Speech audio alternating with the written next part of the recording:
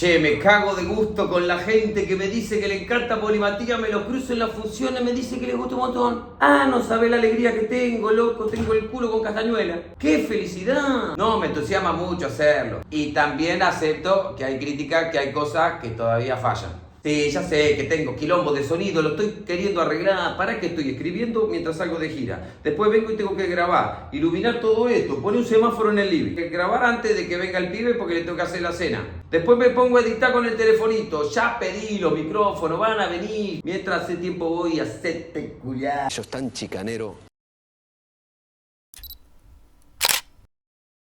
El problema de la soberbia no es que vos te veas como lo más grande del mundo. Lo peligroso es creer que los demás te ven así. Ahí empezaste a perder. Y para explicarte lo que te quiero decir, hoy te voy a hablar del siglo de la humillación china. ¡Mamá! Si hay algo que la humanidad ha tenido desde que se llama humanidad, son chinos. Los chinos están ahí hace como 6.000 años. Es considerada una de las cunas de la civilización, donde arrancó todo, digamos. Egipto, Mesopotamia, el Valle del Indo, China y podemos agregar también la cultura Caral, Supe y Olmeca de este lado, en América. Desde hace más de 5.000 años ya se encuentran ahí los primeros pueblos sedentarios, cultivadores. China la llamamos nosotros. Para ellos su país se llama Zhongguo, que significa algo así como reino del medio o país del centro. Si vos ves un mapamundi de aquel lado del mundo te das cuenta que sí, que China está en el medio. Desde hace 2000 años tenemos data de la primera dinastía. La primera fue la dinastía Xia,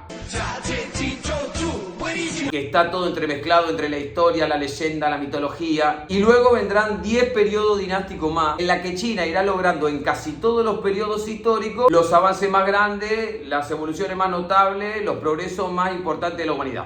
El papel, la porcelana, la pólvora, la imprenta, la gran muralla, la ciudad prohibida, el confucianismo, la ruta de la seda, la metalúrgica moderna. Dale, pasa. 10, boludo, dale. Nuestra educación eurocentrista nos lo puso a los chinos siempre de reparto, en la periferia. Pero si repasás la historia con un poquito de detenimiento, te das cuenta que los chinos estuvieron en la vanguardia de todos los desarrollos desde siempre. Si no fueron los primeros, fueron los segundos, pero siempre top 5 mundial, por lo menos. Top 3 también. Allá por 1600 y pico, 1700 y pico, ahí en esas épocas, China manejaba más o menos el 40-45% del Producto Bruto Mundial. Casi la mitad de la riqueza del mundo la manejaba China. Imagínate. O sea que Europa es el centro como hegemonía geopolítica o como paradigma cultural, es una cosa que tiene unos 140 años dentro de los 6.000 años que estamos hablando. La mayoría del tiempo de la historia, Occidente fue el reparto, fue la periferia. Así que, ¿se creían los chinos la gran cosa? Sí. ¿Lo eran? También. Corta la bocha. La última dinastía china fue la dinastía Qing, que no eran de la etnia Han, que es la mayoritaria, sino que eran manchúes, de Manchuria. Pero mira el tipo cómo la ve. Tomaron el poder allá como por 1644 y tuvieron entre sus emperadores algunos que llevaron a China a un gran esplendor, pero para el siglo XIX esa dinastía no solo que estaba desgastada, sino que muchos chinos ya empezaban a mirarla como Qing antes era chévere, pero era la corte del imperio de China. Somos lo más grande que hay por los siglos de los siglos. Así como esto pasaba y todo el mundo quería acercarse a China y ahí estaba pasando todo, también es verdad que China estaba bastante aislada del mundo. A veces por una cuestión geográfica, de un lado tienen el Himalaya, del otro lado el desierto de Gobi, del otro lado Siberia, del otro lado el océano. Entonces no solo en términos territoriales, sino también en términos culturales empezaron a encerrarse un poco sobre sí mismos, mientras cada vez más se consideraba lo más cool, grande y extraordinario que haya pisado este planeta jamás en la historia. Está bien, pero por otro lado está mal, ¿viste? Pero allá por el siglo XVII, más o menos, con la era de las exploraciones y qué sé yo, empiezan a caer los primeros occidentales que querían comerciar, caen los portugueses, después caen los españoles que se instalan en Filipinas, y los chinos comerciaban con ellos, pero de lejos, que no se te metan adentro. China mandaba gente especializada para eso, que sabía más o menos el idioma, para comerciar con los extranjeros desde afuera. Esa gente no podía pisar China. Los chinos vendían sus productos y aceptaban plata a cambio y no querían comprar nada. Con los españoles eso iba bárbaro porque tenían plata, o sea, mucha de la plata de Potosí o de Zacatecas fue a parar a los chinos en porcelana, en seda. Chingüengüenza. Fíjate, en ese momento Europa daba commodities, es decir, plata que la sacaba de la mina y le compraba a los chinos producto manufacturado. Y así los españoles implementan el famoso galeón de Manila que venía de Filipinas, que le compraba a los chinos, que iba hasta México y de México iba hasta España. Los portugueses también tenían su ruta y todo venía más o menos bien hasta que llegaron los ingleses. Esa frase sirve para esta historia o para cualquier historia. Todo venía más o menos bien hasta que llegaron los ingleses. No importa cuando leas esto. Que estaban re manija con su revolución industrial y con su tecnificación y con vender productos y estaban en esta locura imperialista. Habían llegado a China donde habían descubierto el té que les había encantado y la seda y la porcelana y estaban como pibitos de juguetería. Querían llevarse todo, así que iban y le compraban los ingleses. Que ya para esa altura los chinos habían habilitado el puerto de Cantón, que era el único puerto donde se podía comercializar con extranjeros, pero no podían entrar a China, no podían ni siquiera aprender el idioma chino. Solamente comercializaban ahí, tenían que pagar en moneda de plata y vuélvanse a su casa. No te hagas sota conmigo. Los ingleses igual hacían el intento constante de meterse y de poner un embajador y con un tal McCartney que les mandaron primero con un montón de cosas para exhibir frente al emperador y mostrarle las delicias de Occidente. Mandaron a que se exhiban máquinas y adelantos tecnológicos y hasta un globo aerostático y hasta porcelana le mandaron a los chinos. Le querían vender porcelana a los chinos. Ahí están los ingleses vendiéndole arena a los camellos y porcelana a los chinos. El caso es que a los chinos no les interesaban ni los productos ingleses ni que los ingleses se le metan en el país. ¿Cómo no vas a querer tener a los ingleses adentro de tu país? A los ingleses les parecía un escándalo. Que habían sometido a la India, pero que no se cruzaban con los indios. Llegaron a la India a comer fish and chips, English breakfast y a armar clubes de bridge y a mirarse blanco con blanco y a no tener que cruzarse ni dirigirse la palabra ni sostenerle la mirada a todos esos brutos marrones. O sea, a los ingleses les molestaba que los chinos quisieran hacer lo mismo que hacían ellos. No, papi, no. Y sobre todo les molestaba porque tenían un déficit comercial enorme con los chinos porque les compraban té, seda y porcelana, tenían que pagarle en plata, taca, y los chinos no querían comprarle nada. La primera comitiva inglesa que vuelve a Inglaterra se lleva un mensaje para el rey en el que el emperador le decía básicamente que estaba muy contento por todos los desarrollos que tenían en aquellos lejanos pueblos del otro lado del mundo, que no tenían ningún interés en intercambiar nada con ellos, pero que le mandaba un gran saludo y que podían ser dignos súbditos del emperador de China. Súbdito, le dice al rey de Inglaterra. Total normalidad. Y como los números a los ingleses no les cerraban por ningún lado con China, y China no quería comprarle nada por la vía legal, y desarrollan su nueva transformación, su digievolución. Modo traficante activado. Le va a enseñar a los ingleses a ser pirata. Mirá que el perro pierde la maña, pero no el cocho. Una cosa en la que los chinos no tenían tanta especialidad. No había tantos piratas chinos, no había piratas españoles, no había piratas romanos. Los chinos, los romanos, los españoles eran a los que les robaban los piratas. Canalla. Y ahí los ingleses sacan su arma secreta. En la India cultivaban amapola dormidera, una planta de la que se extrae el opio. Una sustancia que ya era conocida en China de hacía muchos años, pero que consumían las clases altas como una medicación, en un té, tenía toda una ceremonia, o sea, no era una cosa de todos los días. Pero los ingleses lo empezaron a mezclar con tabaco y lo hicieron fumable. Y empezaron a meterlo en China, a traficarlo. Y a colocarlo en fumaderos de opio que se iban esparciendo por toda China. Aparecían cada vez más. Y son esas modas de comercio que aparecen, ¿viste? De repente son cervecería, café de especialidad, fumadero de opio, ¿viste cómo es? La administración china no es boluda y se da cuenta que está este tráfico y que es cada vez más grande. El caso es que el opio se pagaba en plata, taca. Y los ingleses recibían la plata y con esa plata se iban al puerto de Cantón y compraban té, seda, porcelana. O sea que era una plata que salía de China pero que volvía a China. Entonces a la administración china esto empezó a convenirle. Y mientras más opio compraban los chinos, más porcelana y té vendían en Cantón. Y aunque esto para el pueblo chino estaba siendo un desastre, para la administración china era redituable. Por otro lado, está mal, ¿viste? Pero... El temita son los efectos secundarios. Porque los efectos secundarios del té son mínimos. Los efectos secundarios de la seda y de la porcelana son nulos. Pero los efectos secundarios del opio, mamita, eso no es coca, papi. Y así es como las calles chinas se empiezan a llenar de gente zombie que anda tirada ahí, como esos videos que ve de gente con fentanilo, así, en todo lado. Entonces en un momento los chinos dicen: prohibamos el opio. Ya está prohibido, pelotudo, por eso son traficantes. Bueno, vamos a decomisar todo el opio que hay y se terminó. La Compañía Británica de las Indias Orientales acopia todo este opio de los productores, de los comercializadores, y es la misma Compañía Británica de las Indias Orientales la que entrega ese opio al gobierno de China para que lo decomisen. ¿Por qué no deja decomisar a los productores uno por uno? Porque de la Compañía Británica de las Indias Orientales la principal socia es la reina de Inglaterra. Entonces ahora no decomisaste a particulares, le robaste al imperio inglés. Y eso es guerra. ¿Vamos, rajemos? Así que los ingleses se traen los cañones y se enfrentan al ejército chino, que llega con su infantería medieval, con sus espadas, con sus lanzas, sintiéndose lo máximo y creyendo que el mundo entero se iba a postrar a alabarlos solamente porque aparecían ahí.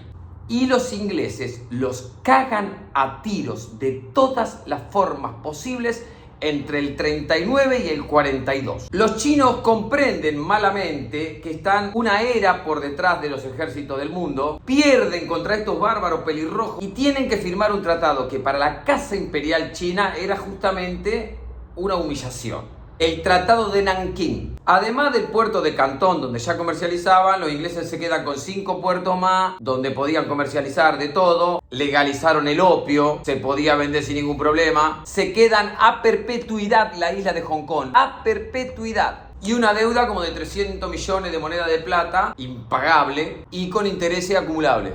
Me quiero ir a mi casa.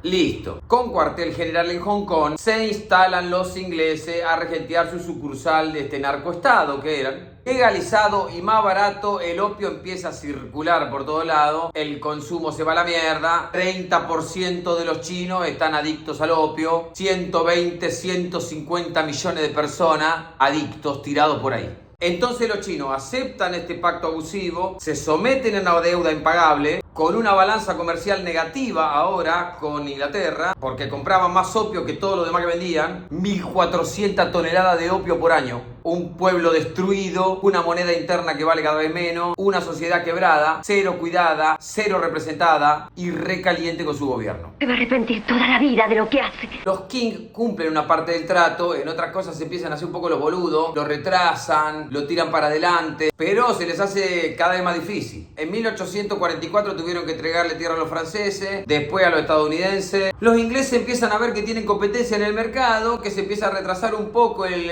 acuerdo que tienen ellos y que hay otra gente que quiere ahí entrársele en el territorio. Y sienten que es un buen negocio para renegociar las condiciones de la rendición anterior y plantear otras cosas. Inmunidad diplomática para todos los ingleses en el territorio, que sean juzgados por leyes británicas y no china, facilitamiento de transporte para el opio. Es un quilombo esto, boludo. Embajadores residiendo en la ciudad prohibida y un poquito de apuro en los intereses de la deuda. Y a China le parece demasiado y dice que no. Y ahí se empieza a espesar el guiso. Los yanquis se instalan en 1844. En tiempos de oscuridad aparecen falsos profetas, dicen. En 1850 estalla la rebelión Taiping. Hong Xiu Quang era un chabón que dio un montón de veces ingresos para entrar a la administración pública y le fue mal en todos. Y un día tuvo como una especie de brote en el que empezó a tener visiones místicas y al cabo de un par de visiones interpreta él que es el Hijo de Dios, el hermano menor de Jesús, y que viene a traer a la tierra el reino celestial de la gran paz. No, te piben anda bien del bocho. Posta,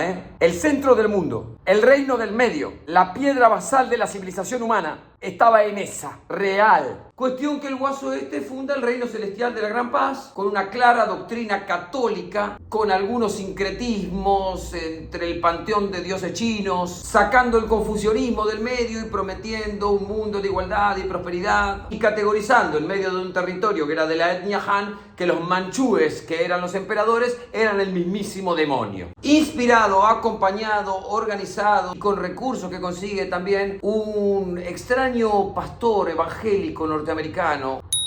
Chingüengüenza. Convence no solo a 25 millones de cristianos que había en China ya a esa altura, sino también a mucha gente más que estaba dispuesta a apoyar la distribución del ingreso, la igualdad legal entre el hombre y la mujer, la prohibición del opio, la prohibición de los exámenes exhaustivos para entrar en instituciones del Estado, promulgar valores tradicionales. la unión monogámica, el matrimonio, cosas que se dijeron muchísimo pero que no se aplicaron ninguna. Hong Xiu Quan tenía un harén de 800 mujeres. No digo 800 por decir un número cualquiera, 800 real. Así todos millones lo seguían en contra de una dinastía imperial que estaba entregando el país a los extranjeros. Toman Nankín y la nombran su capital y se quedan con una vasta parte del sureste de la nación que ahora es otra nación distinta. Y allá como por el 6º año de esta sangrienta guerra civil, los ingleses por su parte dicen, es ahora.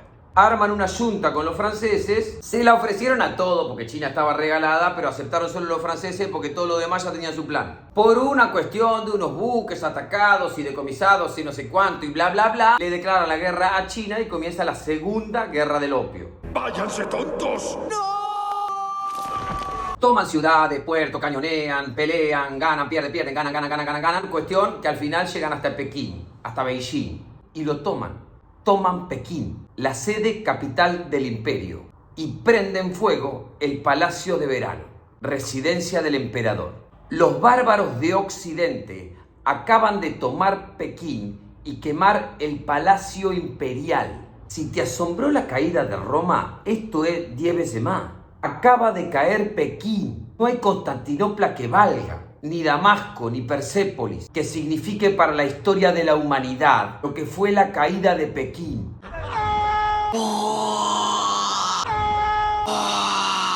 Así todo, la dinastía Qing subsiste, negocia, entrega más, permite que se comercien todos los puertos de China, que se dicten leyes, que se coloquen embajadores donde se les cante, que se deban mucha más moneda de plata por los costos de la guerra. Una guerra asignada por dos frentes. Por un lado, la guerra del opio, por el otro lado, la rebelión Taiping, que seguía y seguiría muchos años más. 14 años duró la rebelión Taiping hasta que lograron sofocarla. ¿Y cómo lo lograron? Bueno, los invasores, ganadores de la guerra del opio, se establecieron en China, se han convertido en parte del establishment naturalizado, doméstico, y ofrecieron a la dinastía Qing, ya que eran socios. Ahí lo tenés al pelotudo. Y así fue como Inglaterra, Francia y Estados Unidos, que se sumó después, destrozaron la revuelta a pura bala, tomaron Nankín, restauraron el orden y por supuesto después no se fueron más. Así, después de 14 años, concluyó la guerra civil más sanguinaria de la historia de la humanidad. Una guerra solo comparable con la Segunda Guerra Mundial.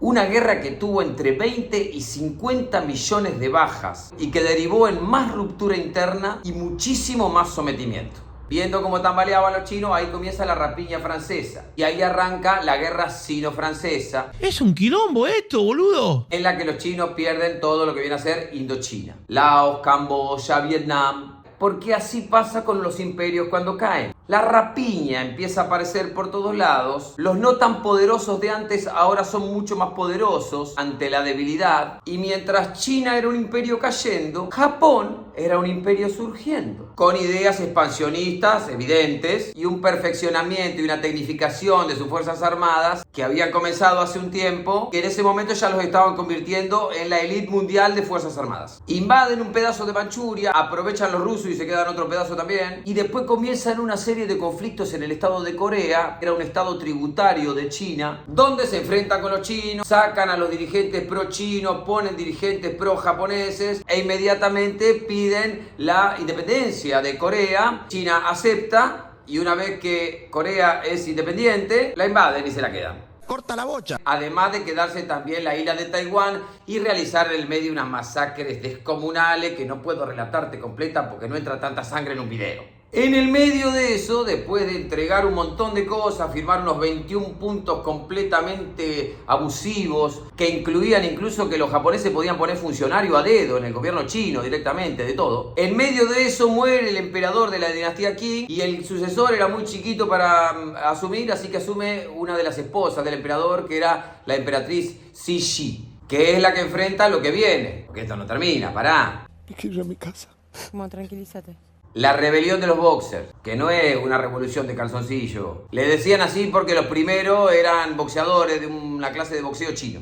Es un montón de gente que se nuclea en contra de este gobierno horrible que hay, pero sobre todo en contra de los extranjeros que están tomando su país, que están en todo lado y que los tienen sometidos. Que dominan el país, que tienen más privilegio que ellos, y eso, la población empobrecida, hambriada, empieza a generar un odio tremendo y quieren ir a matarlo a todos. La emperatriz, que hasta ese momento se había hecho la boluda y había utilizado a los boxers para quebrar una rebelión porque ella era una emperatriz que gobernaba pero estaba media floja de papeles, cuando ve que la cosa se te pudre, toma posición a favor de los boxers y eso le da vía libre a esto para ir a buscar extranjero y cortarle la cabeza. ¡Vamos, rajemos!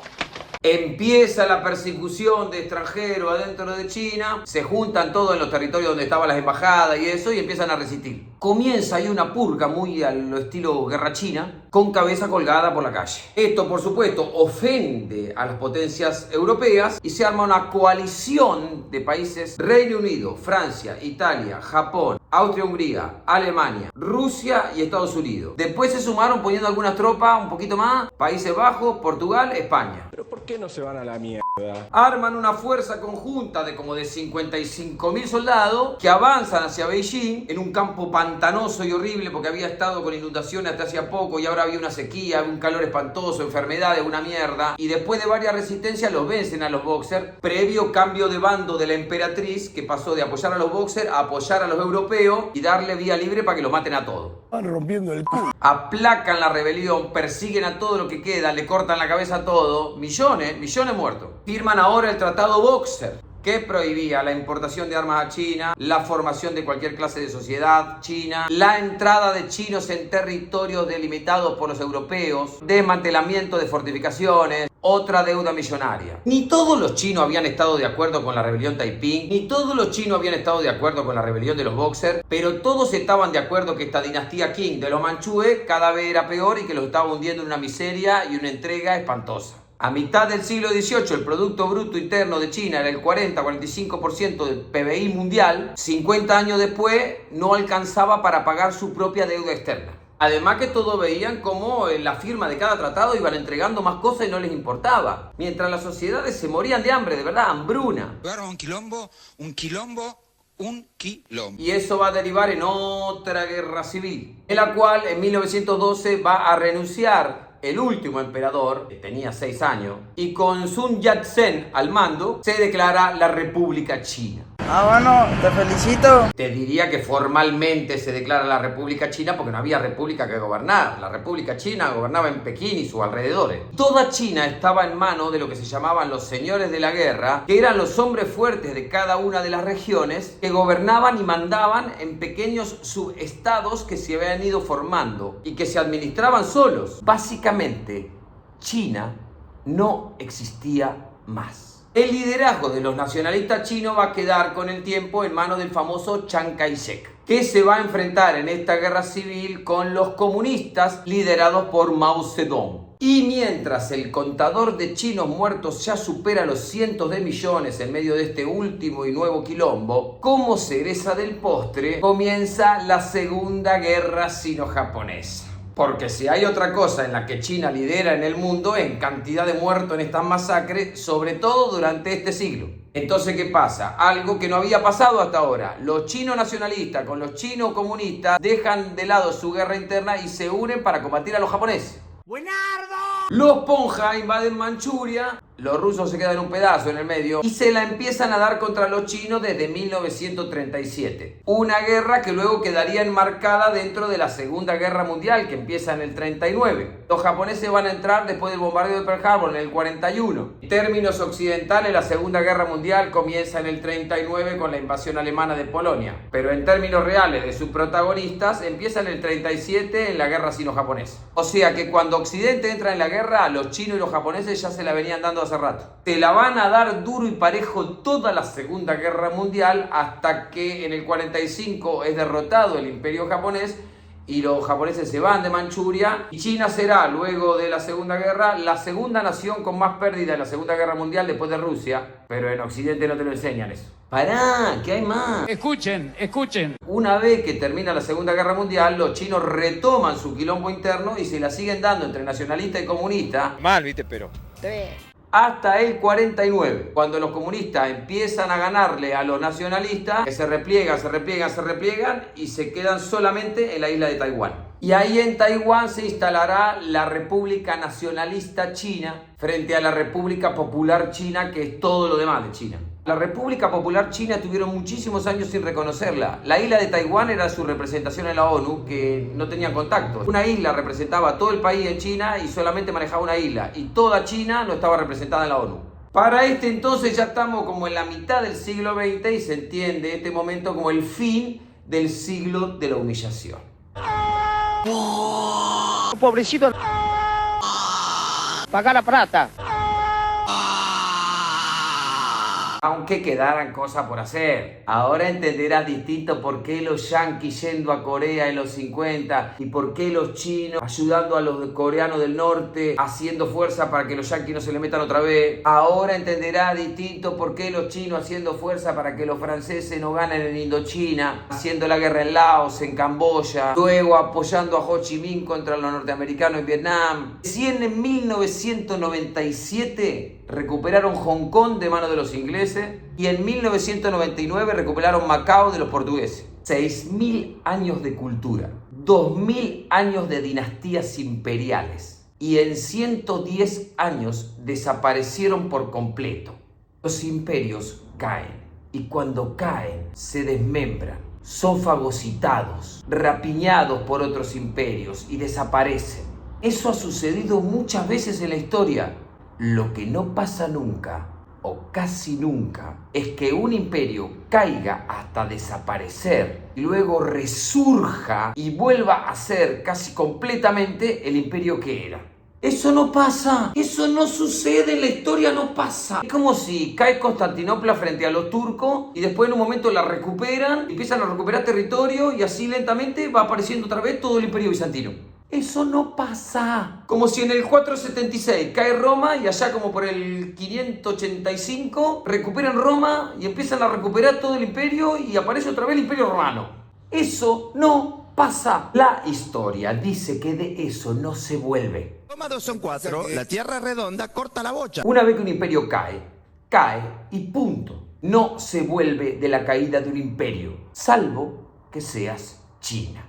Después de Mao vino Deng Xiaoping, que empezó la apertura del modelo chino, era opositor de Mao, pero continuó el trabajo. Después vinieron otros líderes que eran recambios, alternativas, pero continúan el trabajo. Hoy Xi Jinping es el líder más poderoso de China, más o menos desde Mao. La cultura china es distinta. Nada en China se hace de hoy para mañana. Los chinos trabajan en cosas que probablemente nunca vean terminadas. China es mucho más grande que la suma de sus partes. Tienen paciencia, tienen milenios por detrás y milenios por delante. Tuvo que aprender mucho China, tuvo que bajar el copete, tuvo que aprender que solo con tu nombre no te respeta nadie, tuvo que aprender de otros que consideraba inferiores, tuvo que trabajar mucho en silencio, sin prisa, pero sin pausa, durante décadas. Tuvo que morir mucha gente. A lo que voy. El problema de la soberbia no es que te veas como lo más grande del mundo. Lo peligroso es que creas que los demás te ven así. Ahí empezaste a perder. Los imperios no quieren más injerencia en tu país para respetarte más. A veces es necesario un cachetazo de realidad, un baño de humildad, creer en nosotros de una manera más saludable y empezar a trabajar un poquito todos los días, sin prisa, pero sin pausa, durante más tiempo del que creemos, por algo que andás a ver si llegamos a ver, pero que es más importante que nosotros. Y de esa manera, tal vez, ir sacándonos, cada uno en su lugar en el mundo, de nuestro siglo de la humillación. Te la dejo, para que la repase hasta que le saque filo. Ahora me voy porque se me pasa el arroz. Cualquier cosita, mandale un beso grande al emperador amarillo y que te garúe finito. ¡Se vemos!